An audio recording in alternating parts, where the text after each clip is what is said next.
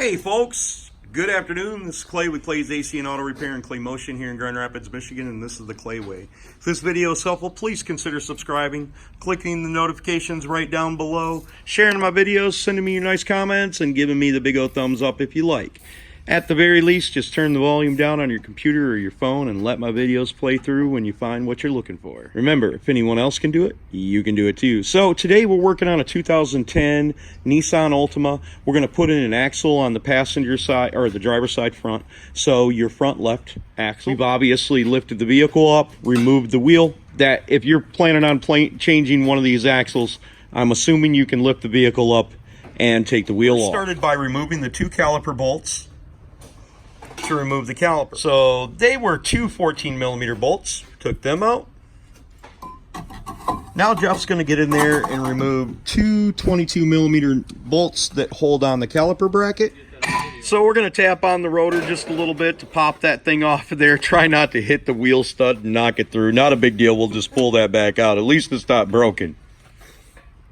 Now we're going to grab a pair of wire cutters or pliers and we're going to pull this cotter pin out to be able to remove our outer axle nut. Just a little tip right here. Once you get that straight, you can take a pair of wire cutters, and these are not here to cut it.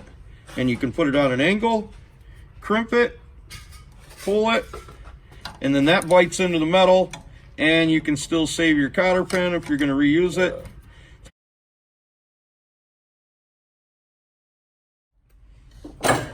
Now we're going to use a 32mm socket to take out the axle nut.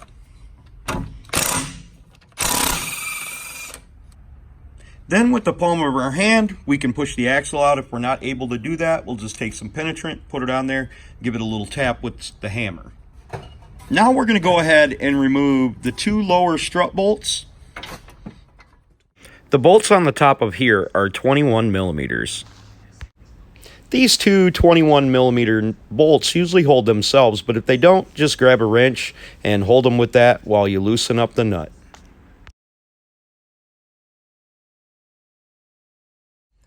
There's a little bit of a cage on top of it, so you got to push it down to get it out. There we go, right there. Push down and then pull it out. Nice. Now we're going to undo the ABS wires. Just going to unclip them there so they're not getting pulled on too much, and we'll hopefully push our axle out, and then we'll have to pull it out of the transmission. Slip that out of the way. Now we can give it a nice tug, and sometimes they come out, but most of the time we have to take a pry bar or something and put it in there, but we'll see. Oh, it came right out. Wow, that's awesome. Generally are pretty easy cars to work on. So if we wouldn't have gotten that out, we would have got a little pry bar back there and we would have just wedged it. We wouldn't have, we might have hit it like this, but not real hard, because we don't want to crack the casing on the transmission if you have it stuck in there. Plus, they make what's like a U-clamp that goes over behind the axle, and you can use a slide hammer and pull it out. Just some tips. Sorry we didn't have to do that today. Okay, boys and girls, for our last trick, when you go to put these axles in, you want to get it started up in there. And as far as you can, jam it. Just do that. You push right up against it. And Jeff will kind of demonstrate. He'll take the axle and just show you him kind of like jamming it up in there and the way it go in there.